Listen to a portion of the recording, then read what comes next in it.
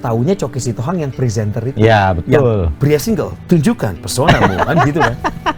Loh, Take me out di Indonesia. tapi kan mereka nggak tahu saya nyalek. Ya, oke. Ulang lagi. Betul. Pak, makasih sudah sambutannya lu. Aduh, enak sekali sate padangnya loh. Pak, doain saya ya. Bapak KTP mana? Bekasi, Depok. Saya Bekasi, Pak. Wah, Bapak calon pemilih saya. Loh, kok bisa? Mas Choky mau jadi wali kota? Oh, bukan. Saya mau jadi calon anggota legislatif, wakilnya Bapak di DPR RI. Nah, dari 18 bulan lalu sampai hari ini, itu yang dilakukan. saya berusaha mengubah citra itu, meskipun tidak melepaskan pekerjaan saya. Katakanlah presenter itu hooknya, tapi orang mesti sadar bahwa saya lagi nyalek. Nah, kalau enggak, bagaimana mereka bisa tersosialisasikan dengan baik?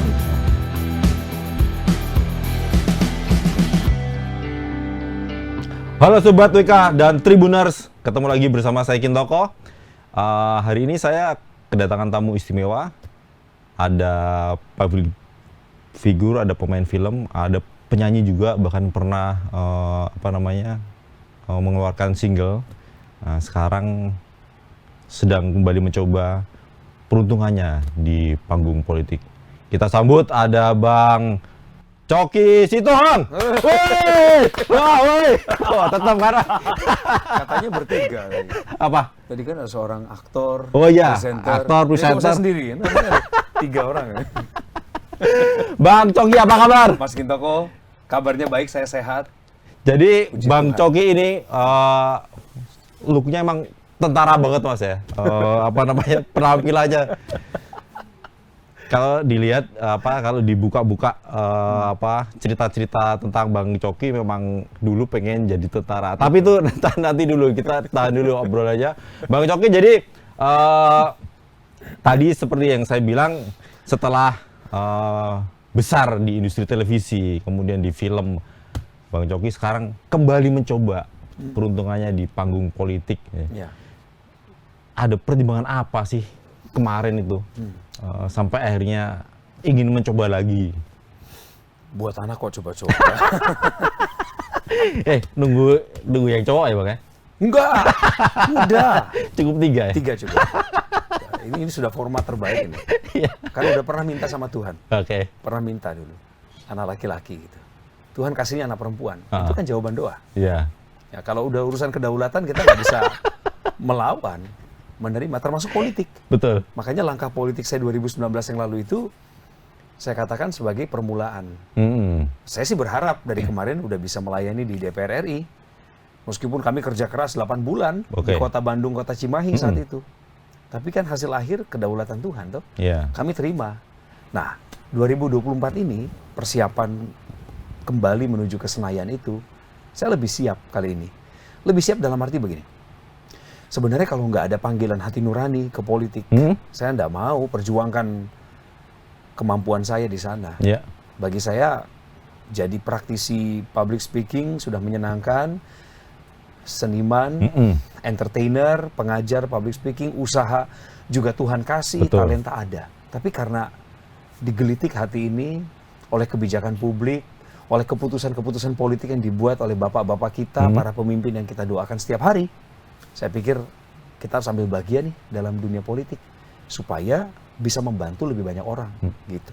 Jadi dunia yang sebelumnya digeluti memang tetap ada rasa ketidakpuasan dalam tanda kutip, sampai akhirnya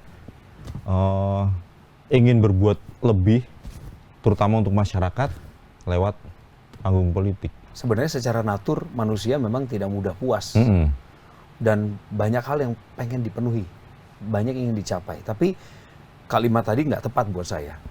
Saya puas dengan apa yang saya tekuni selama ini. Saya bersyukur banget. Saya merasa content, penuh gitu. Tapi dunia politik ini adalah bagi saya level pengabdian yang berbeda. It's another level, challenging, another phase or level of services to our country. Kalau orang tanya, Cok, kamu udah berkontribusi belum sama negara? Sudah. Saya sudah, sumbangsi saya kepada dunia seni budaya sudah ada. Dan paling dasar kita bayar pajak sama negara, sudah ada. Kami sudah membuka lapangan pekerjaan, sudah ada. Tapi politik itu satu hal yang sama sekali berbeda. Sekali lagi, peran dalam dunia politik akan menentukan nasib bangsa. Betul. Bukan hanya sifat komunal, topi nasional. Nah, disinilah saya mencari celahnya bagaimana supaya saya bisa melayani di ranah politik. Saya mulai dengan DPR RI. Yeah. Setelah periode pertama 2019 lalu gagal ke Senayan, pasti dong kecewa. Atau justru sebaliknya, ya ini pemicu. Kalau 2024 modal untuk maju lagi gitu, Bang. Saya nggak kecewa 2019 itu. Jujur loh, ini sejujurnya. Karena udah ditanya ya saya harus jawab. Yeah. Nggak kecewa. Sedih ya, sempat merasa sedih ketika saya melihat waktu itu dengan partai sebelumnya. Yeah. Kami lihat di televisi itu kan perhitungan suara nasionalnya. Betul. Karena kalau perhitungan suara nasional lebih dari 4%, saya masih ada kans. Dengan mengumpulkan 38.152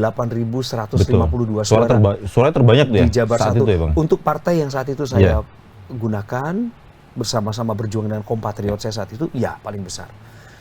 Soalnya gini, Mas Gintoko, di kursi ke-6 dan kursi ke-7, jadi saat itu 2019 ada 7 kursi kan. Kursi ke-6 ini diraih oleh orang yang mengumpulkan 35.000 suara. Kursi ke-7 ini kira-kira suara dia 25.000. Saya 38.000. Yeah. Bahkan ada yang di atas saya, yang suaranya di atas 40.000, tapi partainya juga sama, nggak lolos parliamentary threshold.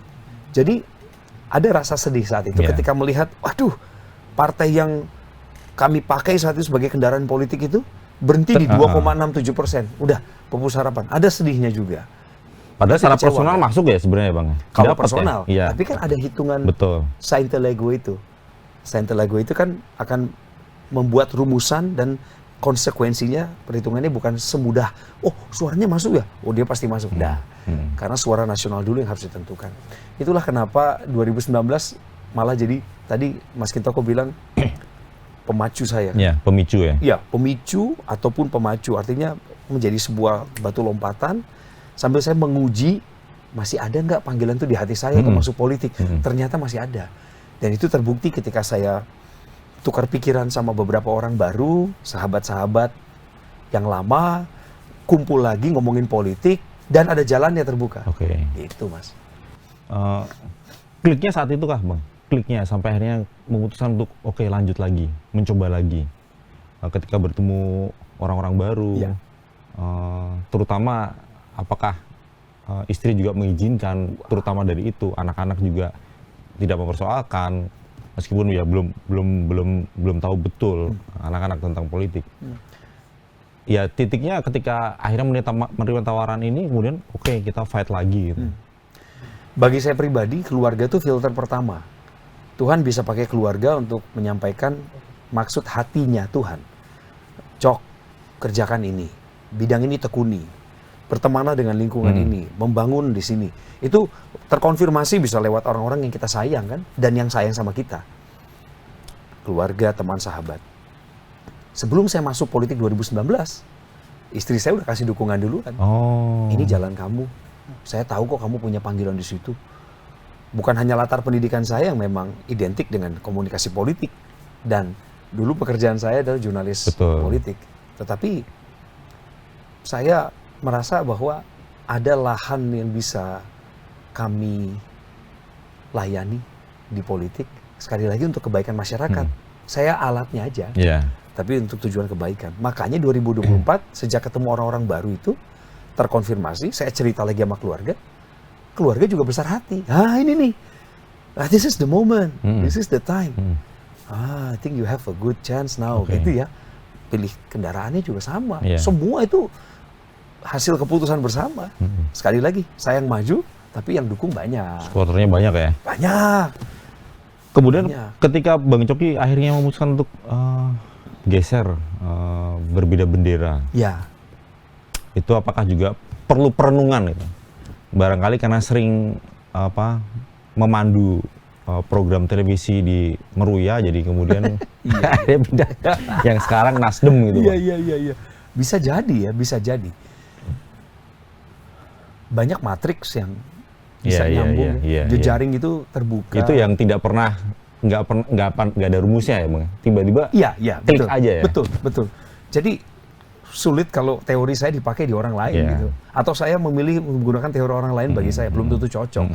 Makanya setiap manusia itu didesain begitu spesifik kan, begitu identik. Sidik jari nggak ada yang sama. Nah, saya merasa ada kesamaan nilai yang kuat dengan Nasdem. Nasdem memandang kesetaraan nomor 1. Jadi nggak boleh ada pembedaan. Mau kamu suku Jawa, saya suku Batak, kita tuh sama, setara. Kami dipanggil satu sama lain. Misalnya, Mas Kintoko sudah jadi kader 8 tahun, saya baru masuk 2 bulan. Perintah ketua umum, nggak boleh nganggap dirimu lebih senior dari saya.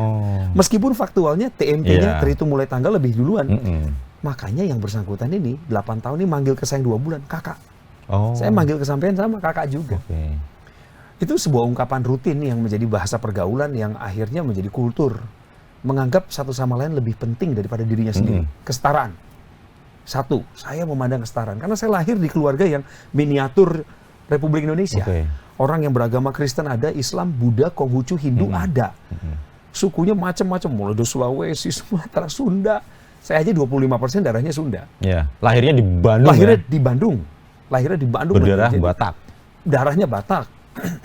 Melihat suasana Lebaran begitu nikmatnya dengan khusyuknya. Ketika saudara saya beribadah, saya nungguin rumahnya. Kembalikannya ketika sedang Natalan, mereka duluan datang bawa kado.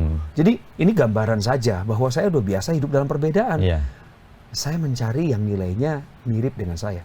Meskipun pada umumnya partai politik punya nilai yang sama, toh. Nah, tapi saya tidak punya waktu untuk datang ke setiap rumah dan mencelupkan ujung kaki saya ke situ. Nggak punya waktu. Kita harus strategis berbicara. Melihat peluang, ada cocok datang, ambil langkah iman. Ambil langkah iman. Habis itu jalanin, hadapin, mau gimana? Jadi saat itu nggak ada tawaran atau tidak mencoba mengetok pintu yang lain? Ada tawaran. Karena ada tawarannya ya di depan mata Nasdem, itu yang kita ambil. Pintunya ada. Pintu terbuka dari jaringan-jaringan saya ada. Ada bisik-bisik tetangga. Ada yang ngomong-ngomong, ayo kamu kesini yuk, ketemu sama inilah. Ayolah saya kenalin lah, kapan ngopi-ngopi. Oke, kita tidak menolak. Ditawarin ketemu A, B, C, D. Saya ini hobinya berteman, Mas Kintoko. Rezeki saya di situ. Jadi hayu. Nah, tapi hayu saya punya waktu, situ tidak punya waktu. Nggak ketemu kan? Ketemu sama Nasdem itu, saya ketemu situ punya waktu, ketemu ngopi yang sama. Kadang-kadang juga minumnya beda. Dia sukanya teh, saya sukanya kopi. Masa kita nggak bisa duduk bareng? Kan gitu ya. Prinsip berhubungan dengan manusia gitu. Yang satu suka kopi, satu suka teh. Doesn't matter. Let's just sit down together. Bang, katanya kalau public figure ya, apalagi Bang Coki Sitohang sudah populer. Modalnya itu cukup besar. Katanya sampai 50% dari 100%. Orang mudah mengenali calonnya. Apa iya begitu? Jadi dibandingkan orang biasa ya, misalnya kayak saya tiba-tiba menyalurkan diri jadi wakil rakyat, modal saya 0% gitu. Nah kalau public figure itu kan sebelumnya sudah dikenal, lebih wajahnya dikenali dan populer. Apakah demikian? Apakah itu juga yang kemudian membuat Bang Coki bisa nih sekarang nih, tahun periode sebelumnya 2019 dapat 38 suara lebih nih sekarang nih dengan Nasdem? Secara teoritis ada benarnya, tapi komposisinya 50% sudah punya modal awal atau 30 apa 10 saya tidak menghitung secara pasti. Tapi popularitas itu adalah modal dasar, karena 3 syarat utama kan untuk bisa dipilih itu. Sebelum kepilihan itu kan ada yang pertama dikenal. Berarti saya sudah dikenal orang kan, karena punya popularitas. Yang kedua disukai. Dikenal karena kontroversi, dikenal karena konflik, karena sensasi, belum tentu jadi disukai orang. Baru yang terakhir dipilih. Baru dipilih ini elektabilitas ini. Jadi punya modal pertama popularitas ini tidak boleh jumawa. Masih ada 2 ya? Iya, masih ada 2 tingkat yang kita harus perjuangkan. Tapi ada teori juga yang nanti bisa turun pada sebuah konsekuensi biaya. Bagi orang seperti Mas Kintoko misalnya dengan ya memang podcast Kinari kan cukup dikenal di masyarakat. Warta Kota punya jaringan, Tribun News jaringannya sangat luas. Kami juga muncul di Tribun News. Nggak ada orang yang populer di Republik Indonesia yang nggak masuk jaringan Tribun News, kan gitu ya. Mas ada di sana. Tapi Mas Kintoko bukan Coki Sitohang. Jam terbang kita, lahan kita, kolam kita berbeda. Sehingga kalau Mas mau nyalek, Mas butuh waktu bisa jadi lebih lama. Modal logistik lebih besar, supaya bisa bikin self branding, pencitraan publik. Gitu. Nah, keuntungan saya adalah saya bisa memangkas biaya itu di awal, berhemat dulu, simpan-simpan baik-baik. Nanti sekali waktu dengan strategi yang spesifik, apakah saya cukup pasang 2 billboard di titik strategis, atau saya hanya cukup menebarkan spanduk-spanduk tertentu, baliho-baliho saja, sehingga orang makin ngeh bahwa arahnya si orang populer ini adalah menuju pencalonan, semacam itu.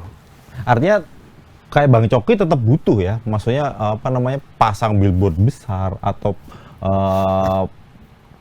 promosi lagi ke daerah pemilihan terutama. Bagi saya pribadi butuh. Tetap ya. Karena gini Mas, saya sering ketemu sama orang, nyapa warga sudah sejak 18 bulan lalu, sejak wawancara ini dilakukan. 27 April 2022. Pertama kali? Di Galaksi, di Kota Bekasi. Ada sate padang, ada martabak, ada cakwe. Pertama kali saya didampingi 2 orang sahabat saya yang masuk dalam tim pemenangan, akhirnya adalah memperkenalkan diri saya kepada konstituen ini. Halo Pak, Mas Coki, foto. Taunya Coki Sitohang yang presenter itu. Ya, betul. Yang pria single, tunjukkan pesonamu, kan gitu kan. Loh, Take me out Indonesia. Tapi kan mereka nggak tahu saya nyalek. Ya, oke. Ulang lagi. Betul. Pak, makasih sudah sambutannya lu. Aduh, enak sekali sate padangnya loh. Pak, doain saya ya. Bapak KTP mana? Bekasi, Depok. Saya Bekasi, Pak. Wah, Bapak calon pemilih saya. Loh, kok bisa? Mas Coki mau jadi wali kota? Oh, bukan. Saya mau jadi calon anggota legislatif. Wakilnya Bapak di DPR RI. Nah, dari 18 bulan lalu sampai hari ini, itu yang dilakukan. Saya berusaha mengubah citra itu, meskipun tidak melepaskan pekerjaan saya. Katakanlah presenter itu hooknya, tapi orang mesti sadar bahwa saya lagi nyalek. Nah, kalau enggak, bagaimana mereka bisa tersosialisasikan dengan baik? Oleh sebab itu, perlu spanduk, perlu baliho, perlu papan reklame jika ada logistiknya. Kan? Betul. Jadi modalnya banyak juga ya, Bang? Tetap aja. Nasdem tidak berpolitik uang, anti mahar, itu saya buktikan. Anti mahar, anti politik uang, bukan berarti menghapuskan politik itu punya modal atau political cost, berbiaya, politik berbiaya. Datang ke satu tempat, ajak orang makan, biaya. Kenalan sama orang, kasih tahu visi misi, bawa oleh-oleh sesuatu yang layak diterima, bantuan sosial perlu biaya. Jadi bedanya politik uang dengan politik berbiaya. Sampai hari ini setelah 18 bulan udah keluar berapa duit, Bang? Bagus pertanyaannya. Bagus. Bagus. Ya memang jangan-jangan mengganggu bisnis gitu, enggak juga ya, Bang? Enggak. Atau menggoyang tabungan buat anak istri gitu, enggak juga? Jangan. Ya, usahakan jangan sampai mengorbankan itu. Dan saya sepakat sama istri saya bahwa kantong-kantong yang udah disiapkan bagi masa depan keluarga, hasil dari pekerjaan saya tetap buat keluarga saya. Di luar itu kita berupaya. Banyak cara kok. Tuhan kasih hikmat buat kita. Kita berjejaring. Kita melakukan satu pelayanan sosial. Nggak selalu harus pakai uang juga. Betul. Tukar jasa. Rezeki nggak perlu uang ya, Bang? Tidak selalu. Tidak selalu uang ya. Dan banyak orang mendukung saya. Saya bersyukur. Ada orang-orang yang punya kemandirian finansial, memberikan dukungannya pada saya. Saya merinding kalau ngomong seperti ini. Kami bukan peminta-minta. Tapi ketika kami menyampaikan hal ihwal tujuan kami menuju politik, juga tujuannya adalah untuk memperjuangkan hidup mereka, aspirasi mereka. Ada orang yang tergerak. Bisa saja dibantu oleh mereka. Kalau pemilihannya kemudian dapilnya Jabar 6, Kota Bekasi dan Kota Depok, itu memang Bang Coki yang meminta atau memang keputusan dari Ketua Umum? Ya tinggal menugaskan kadernya. Kalau sebelumnya di Kota Bandung ya Bang, Cimahi. Ya. Sekarang tetap Jawa Barat tapi di Bekasi, dan itu pertimbangan apa Bang? Ceritanya bagaimana ini? Cerita awalnya dulu 2019 itu dengan partai sebelumnya, saya yang nego sama ketua umum. Karena beliau punya kepentingan, saya punya kepentingan. Tadinya saya mau ditempatkan di tempat lain, saya sampaikan Bapak Ketua Umum, Nyun Sewu, kalau diperkenankan saya di Bandung Cimahi aja Pak, karena saya familiar sama daerahnya. Keluarga saya kan di Bandung. Betul. Lalu dipenuhilah permintaan saya.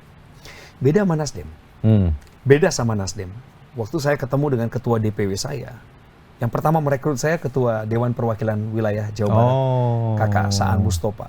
Kang Saan, wakil ketua Komisi 2 DPR RI sekarang. Baik. Beliau itu datang ketemu saya bawa survei. Nasdem itu partai saintifik, partai sains. Semua pertimbangan pergerakan berdasarkan survei. Matriksnya ada. Angkanya bisa diuji kebenarannya. Margin errornya ada. Jadi beliau ini datang ketemu saya itu langsung bawa survei. Survei yang ditunjukin pertama survei popularitas saya. Di 2 kota. Loh kenapa langsung dikasih 2 kota ini? Kota Bekasi, Kota Depok. Berarti dalam anggapan saya, Partai Nasdem sudah melakukan pemetaan terhadap saya. Sama seperti Mas Kintoko sudah mempelajari dulu latar belakang saya, sehingga ketika ketemu mewawancara saya, tinggal jemput bola kebutuhan. Itu yang mereka lakukan. Salut saya. Tunjukkan surveinya, saya baca hasil surveinya, eligible, bisa dipercaya, dan disarankan. Disarankan dulu pertama, bukan diperintah karena saya belum jadi kader. Disarankan. Kang Coki, kalau Akang mau maju lagi ke legislatif, kata beliau, saya sarankan di dapil ini. Nah, masukan ini saya tampung. Iya, ini datanya. Saya tampung dulu. Nggak langsung iya juga. Butuh sekitar 3 kali pertemuan, saya baru yakin. Selama berapa lama? 3 kali pertemuan 6 itu? bulan. 6 bulan? 4-6 bulan kira-kira. Saya bawa pulang, saya diskusikan sama istri saya, bawa ke keluarga inti, minta dukungan, doa. Dari doa dapat suara, dapat keteguhan hati, kebulatan tekad, damai sejahtera menyertai. Ukuran-ukuran saya biasanya itu Mas, damai sejahtera. Saya damai nggak di hati. Kalau ada friksi itu, saya uji lagi. Nah, saya damai, ambil langkah iman. Akhirnya, saya terima saran itu. Saya bilang ini bagus. Pikir-pikir kan hemat ongkos juga nih. Dulu saya di Bandung Cimahi, saya harus tinggalkan keluarga saya 8 bulan. Saya tinggal di Bandung. Iya, harus begitu ya Bang ya? Konsekuensi dan sebuah risiko ya. Ambil keputusan ya saya harus telan konsekuensinya. Ini kan Bekasi Depok. Jadi menghemat kos juga ya? Hemat kos. Pemikiran saya waktu itu ya. Tapi kan bisa jadi hemat biaya di satu sisi, nanti ada penambahan biaya di tempat yang lain. Ini kan lagi berjalan kan. Tapi paling tidak, yang saya pikirkan, saya nggak perlu ninggalin keluarga saya. Rumah saya berbatasan dengan Depok. Ke Bekasi tinggal hitungan cakupan luas wilayah Bekasi yang mana nih? Paling 25 sampai paling jauh 40 km dari rumah saya. Saya masih bisa pulang. Kemanapun saya pergi, saya tetap pulang hari itu. Jadi ada apa? Positifnya banyak ya ternyata ya? Banyak. Saya bersyukur banget. Sementara kalau tidak mudah ya sebenarnya Bang. Kalau barangkali kalau kita lahirnya di Bandung, menguasai Bandung barangkali lebih mudah. Sementara ini Bang Coki mulai masuk di wilayah yang baru gitu loh. Jadi sesusah apa ketika Bang Coki harus masuk ke tempat yang baru yang sebelumnya Bang Coki nggak pernah datangi barangkali. Maksudnya datangi bukan dalam arti fisik ya, tapi dekati lah masyarakatnya itu. Betul. Bekasi dan Depok itu sebenarnya bagian daripada geografis wilayah pelayanan saya juga. Saya beberapa kali diundang di gereja-gereja yang ada di Bekasi dan Depok. Sebenarnya cukup familiar, tapi intensitas saya nggak ke situ kan. Nah, ditambah setelah saya terima masukan dan saran mengenai Dapil Jabar 6 ini, damai sejahtera menyertai, tapi di waktu yang bersamaan saya sadar kok itu dapil neraka. Orang sebut itu dapil neraka. 6 kursi bos. 6 kursi. Ada 6 kursi, 108 caleg ada di situ. Wah, dari 18 partai. Ya, itu betul.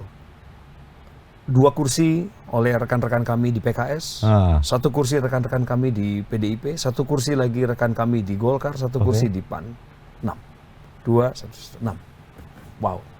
Begitu melihat peta itu pun, saya lirik-lirikan sama Pak Saan. Ini Kang, ini dari pertempuranmu. Tapi saya punya keyakinan, saya punya rasa optimisme, apalagi dengan Nasdem. Orang bilang, ini kan saya kecil loh. Nasdem tuh belum ada kursi. Dari 2014. Nah, saya masuk ke situ. Saya ambil positifnya gini. Berarti Nasdem percaya pada saya. Percaya pada kemampuan saya. Percaya pada popularitas saya. Dan modal saya menuju elektabilitas. Karena mereka udah tahu saya itu tipe orang seperti apa. Pekerja keras, tekun, petarung. Untuk merebut 1 kursi itu. Kan belum percaya telur nih. Betul. Kalau gagal lagi 2024, hat-trick gagalnya. Masa kita gagal sampai sana? Maka memulai suatu perjuangan harus dengan keyakinan. Optimisme, semangat. Kalau sudah memilih yang oposisi, keraguan, nggak usah maju. Akan berdampak pada segenap saraf kita. Wong mindsetnya udah salah, ngapain gitu. Jadi sejak saya tahu itu dapil neraka, saya berencana bawa AC. Supaya lebih sejuk. Jadi jalan terus ya, Bang ya? Saya nggak berencana apapun itu ya? Apapun itu. Apa yang akan kemudian Bang Coki barangkali lakukan menembus ya grup neraka, dapil neraka itu? Setidaknya biar tahulah orang-orang ada Coki Sitohang. Maulah menyukai, mau memilih. Yang jelas kami udah bawa getaran sejak 18 bulan yang lalu. Pencitraan publik udah saya lakukan. Pencitraan itu positif loh. Pencitraan itu kan bahasa Inggrisnya kan branding. Branding. Semua orang butuh pencitraan. Bagaimana orang mau kenal saya sebagai seorang TV host, MC, dan public speaker kalau karir saya nggak di situ. Kalau saya nggak membangun keseharian saya dalam dunia membawakan acara gitu. Sama, politik juga sama. Turun ke lapangan, sapa warga, kasih pendidikan politik, tanya jawab, diskusi. Ada isu, responnya apa tentang isu tersebut. Nah ini kan udah jalan. Foto-foto diangkat, logo partai masuk sesuai aturan PKPU. Sosialisasi pada tahapannya terukur. Bawa getaran. Nah salah satu ukuran bawa getaran saya dirasakan oleh masyarakat adalah, saya harus ngomong ini ya, mulai kami merasakan ada serangan-serangan. Mulai banyak yang nyinyir. Mulai diserang. Mulai diserang artinya begini, kehadiran kami di sana yang harapannya adalah membawa penyegaran, harapan baru, tapi bagi lawan politik kan sebuah ancaman. Ini mau rebut suara gue nih. Ini konstituen gue bisa pindah nih, apalagi yang irisannya sama. Misalnya, Mas Kintoko, saya tidak bermaksud primordialisme nih, sukuisme, enggak. Orang Batak itu fanatiknya sama orang Batak. Minoritas itu senang mendukung sesama minoritas. Itu kan hukum alam, nggak bisa disalahkan. Siapa yang punya pemikiran tentang konsep berpikir masyarakat, masyarakat itu akan mendukung si pemikir konsep tersebut, kan gitu. Nah, citra publik saya kan udah jalan selama ini. Betul. Pelayanan sosial saya, pelayanan saya di gereja, komunitas Kristen, lintas agama, nggak cuma sama masyarakat Kristen loh. Sekali lagi, saya lahir di lingkungan miniatur NKRI. Jadi saya paling senang nih kalau ada interfaith dialogue. Senang kalau ujungnya itu kedamaian dan persatuan. Udah muncul kan citra itu. Sekarang sudah dibalut dengan calon anggota legislatif. Jadi inilah cara saya pendekatan pada masyarakat. Bukan hanya serangan udara, tapi turun ke lapangan. Itu sebabnya selalu diingatkan di partai manapun kepada seluruh kader, kamu turun ke lapangan. Jangan harus ya, Bang ya. Wajib kalau menurut saya ya, wajib. Mas. Entah berapapun modal uangmu, entah seberapapun engkau punya pengaruh politik yang kuat di republik ini, engkau berpikir bahwa saya nanti turunnya belakangan aja deh gitu. Hati-hati. Hati-hati, saudara bisa kalah salib di tikungan sama orang yang udah punya modal lebih lama turun ke tengah masyarakat. Karena bagaimanapun pemilih kita karakteristiknya adalah karakteristik emotional bonding. Dia percaya ketika ada ikatan emosional. Itu sebabnya kepada para caleg tandem saya di kota atau teman-teman yang ada di kabupaten, bahkan yang di tingkat provinsi, khususnya yang kota sekali lagi, saudaralah yang merawat konstituen itu. Wong nanti kalau ada apa-apa di kecamatan, di kelurahan dan di RT RW itu ngadunya ke anggota legislatif kota dulu kok, sebelum nanti nyampe aspirasinya ke RI. Karena RI itu mengawal pemerintahan pusat. Makanya kerjanya harus sinergis, satu garis lurus ke bawah, kerjasama, jangan kerja sendiri, jangan individu. Kita gandengan tangan. Nah, prinsip itu, keteladanan itu, contoh kerja bersama itulah yang ada dalam partai. Oleh sebab itu partai politik adalah sebuah wahana, sarana, wahana artinya ada kompetisi, sarana artinya tempat model pelatihan, menciptakan pemimpin nasional berkualitas. Jadi kalau menghadapi serangan itu apa yang dilakukan Bang Coki? Tergantung bentuk serangannya dan konsekuensinya. Saya melihat, pernah saya difitnah orang dengan sebuah e-flyer yang menunjukkan ada peran politik di balik sebuah acara gereja. Warga gereja bisa menjadi kecewa. Warga gereja tahu saya harusnya hadir di sana, tapi karena saya kena fitnah, ya saya harus melakukan sebuah konferensi pers. Ya saya melakukan sebuah counter dengan pernyataan. Kemudian ketika saya diserang dengan isu-isu primordial, isu-isu agama misalnya, saya tampil apa adanya.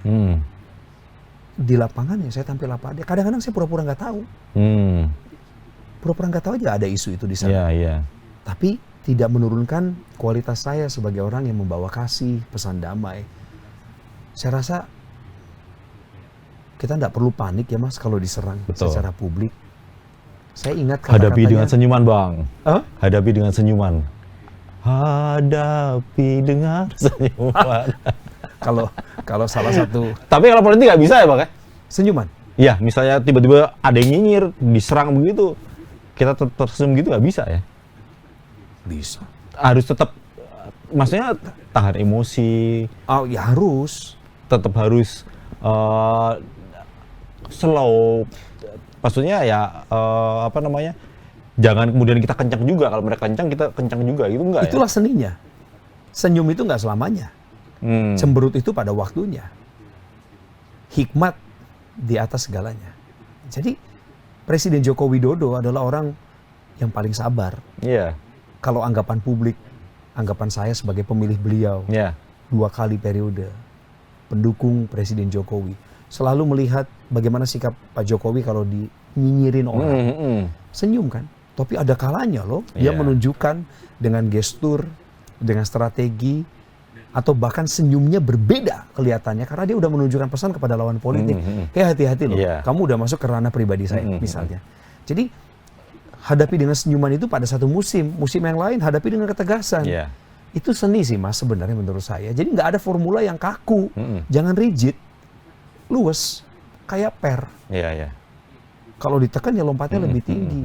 Saya senang dengan sebuah ungkapan begini. Masalah yang sebenarnya itu adalah cara kita memandang masalah. Jadi masalah yang muncul, entah itu fitnah, serangan, itu bukan masalah. Itu baru level godaan. Ujiannya adalah ketika kita berespons terhadap masalah. Begitu kita panik, kita gagal lulus ujian. Begitu kita merespon dengan hikmat, bijaksana, ketenangan. Kalau orang bisa tenang Mas, dia bisa menguasai diri. Kalau orang bisa kuasai diri, dia bisa berdoa. Dalam kepanikan, Anda tidak bisa berdoa. Bagi prinsip saya ya. Betul Pak. Ya, karena doanya sendiri udah nggak percaya Tuhan. Panik gitu loh.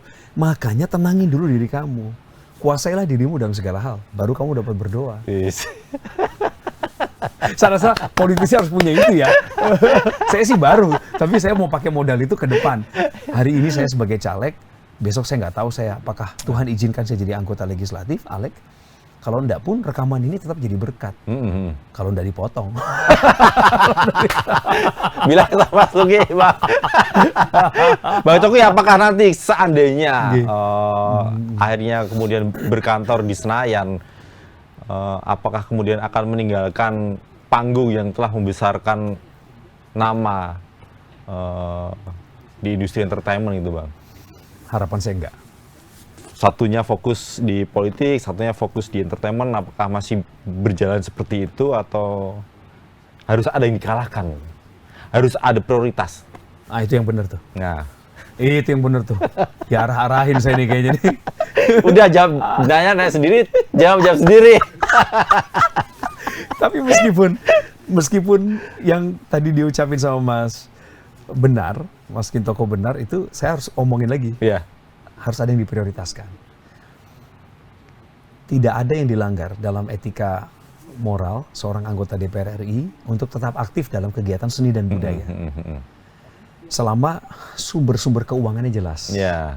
Contohnya, kalau sekarang saya ini masih aktif nge-MC ya di berbagai kementerian nih. Film udah enggak ya Bang? Film terakhir saya 2012. Ya, udah enggak. Sejak saat itu sutradara kapok. Tapi keren loh filmnya. Salah satunya Cinta Tapi Beda. Wah, keren tuh. Nggih.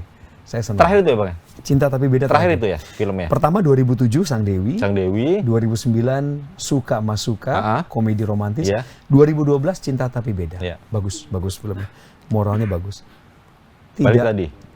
Tidak bertentangan dengan etika moral seorang anggota legislatif yang tetap melakukan kegiatan seni budaya. Tinggal sumber pendapatannya ini harus diatur dan jangan sampai keliru memilih pekerjaan. Contohnya, saya saat ini kan masih nge-MC untuk beberapa kementerian nih. Berarti terima uang dari APBN, anggaran kan, memang sesuai kan peruntukannya gitu. Kalau jadi anggota DPR RI, nggak boleh terima dari yang sumber negara, karena sudah ada pengaturan keuangannya. Terima Bang, tapi jadi kerja sosial nanti ya? Nggak usah pekerjaan diterima, tapi honornya jangan, udah saya kerja sosial buat kementerian. Bisa, kalau seperti itu bisa. Yang penting mesti dipilih kan. Apakah berarti mau kontribusi sosial gitu. Yang bertentangan itu, yang saya tahu ya, nanti saya cek lagi sambil dipelajari lagi. Kalau Anda punya kantor hukum misalnya, ya berarti Anda harus meninggalkan profesi sebagai seorang penasihat hukum. Kemudian yang kedua, sebagai akuntan publik juga sama. Karena dua-duanya syarat dengan conflict of interest, ya, konflik kepentingan. Seni budaya sekali lagi enggak. Termasuk dunia pendidikan. Saya kan ngajar, saya punya sekolah public speaking, itu pun saya belum lihat ada yang bertentangan. Jadi saya berharap, kalaupun nanti terpilih, Tuhan izinkan, saya menjadi anggota DPR RI, maka dunia yang telah membesarkan saya ini, bisa juga saya kontribusikan sebagian waktu saya ke sana.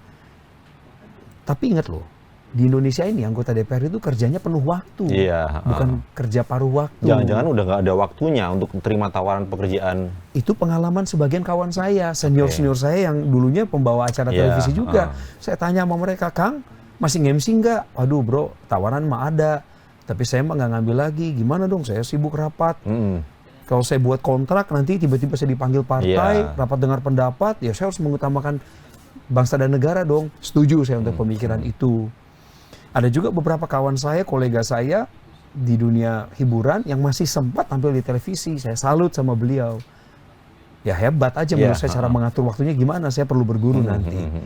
Sekali lagi, Mas Kin, asas prioritas itu penting. Betul. Dedikasikanlah dirimu pada sebuah pengabdian tertinggi. Apa panggilanmu? Dan kalau engkau sudah komitmen di sana, ya konsekuenlah terhadap pilihannya. Betul. Saya berharap jangan ada yang dicederai, jangan ada yang dikecewakan. Pelayanan bisa paralel kok, tinggal atur prioritasnya. Betul. Bang Coki, ada yang ingin disampaikan kepada calon pemilih Anda, terutama di kota Bekasi dan kota Depok, yang katanya kalau ke Bekasi itu kita ke planet yang lain gitu Bang? Itu karena ada galaksi di kota Bekasi. Makanya dibilang dulu diasosiasikan dengan planet yang lain. Mas Kintoko, teman-teman Warta Kota, teman-teman Tribun Network, terima kasih kesempatannya. Saya boleh menyapa calon pemilih kami, warga konstituen kami di kota Bekasi dan kota Depok. Warga kota Bekasi dan warga kota Depok yang saya kasihi, negara kita terus maju kok, semakin maju. Kita nggak berencana untuk kendor, mundur, apalagi jalan di tempat. Munculnya calon pemimpin baru juga adalah bagian dari regenerasi. Wajar. Saya ingin mengingatkan pada kesempatan ini, jangan buta politik. Jangan antipati terhadap keputusan-keputusan politik dan aktor-aktor politiknya. kalaupun pernah kecewa sama seseorang karena dia memang mengecewakan, jangan antipati terhadap proses demokrasinya. Politik mesti tetap jalan, dan saya hadir di sini untuk memberi tenaga baru, pencerahan baru. Monggo, warga Bekasi, warga Depok, mau belajar percaya, boleh, silakan. Belum bisa move on juga, doakan saya. Karena kalau Tuhan berkehendak, apapun mungkin baginya. Jangan lupa coblos, Bang. Nomor urut 2 ya. Waduh, wah ini boleh diomongin. Saya bersyukur ini pada saat wawancara, saya sedang menunggu daftar calon tetap yang rencananya tanggal 4, tanggal 5 November keluar. Jika nggak ada perubahan, ya kami nomor urutnya 2 dari Partai Nasdem. Tuhan berkati. Amin. Terima kasih Bang Coki Sitohang, Bang Binsar Coki Victory Sitohang sudah bersedia mampir ke Palmerah. Mudah-mudahan segala rencana baiknya diberkati Tuhan. Amin. Mudah-mudahan segala mimpinya kemudian terwujud, Bang. Amin. Meskipun gagal jadi tentara, ini Bang Coki ini mimpinya dulu jadi tentara seperti Simbah Kakungnya yang pejuang kemerdekaan. Betul. Penampilannya juga udah kayak tentara, tapi memang rezekinya nggak jadi abdi negara untuk di militer ya Bang ya? Iya. Boleh nggak Ternyata Bang terkenal. Boleh nggak saya tutup dengan ini? Boleh, apa Bang? Sebenarnya keinginan saya berkontribusi pada negara adalah lewat Militer. Tapi karena usia udah nggak mumpuni, ya saya lewat politik aja lah. Terima kasih Bang Coki, tetap sehat. Amin. Mudah-mudahan segala rencana baiknya terkabul. Amin. Terima kasih Sobat BK dan Tribuner sudah menyaksikan tayangan obrolan saya dengan Bang Coki Sitohang. Mudah-mudahan kalian terinspirasi. Amin. Pantang menyerah dan terus berusaha, terutama untuk negara. Mudah-mudahan kalian sehat semua. Ditunggu obrolan saya berikutnya dengan bintang tamu yang lain. Terima kasih dan tetap sehat. Tetap sehat. Sampai ketemu. Bye-bye. Bye. Thank you. Terima kasih, Bang Coki. Sukses ya. Sama-sama. Berharap bisa kolaborasi lagi kita. Amin. Hari ini, besok, dan seterusnya. Terima kasih, Bang. Mas berbakat. Mudah-mudahan lolos ya. Jangan lupa subscribe ya.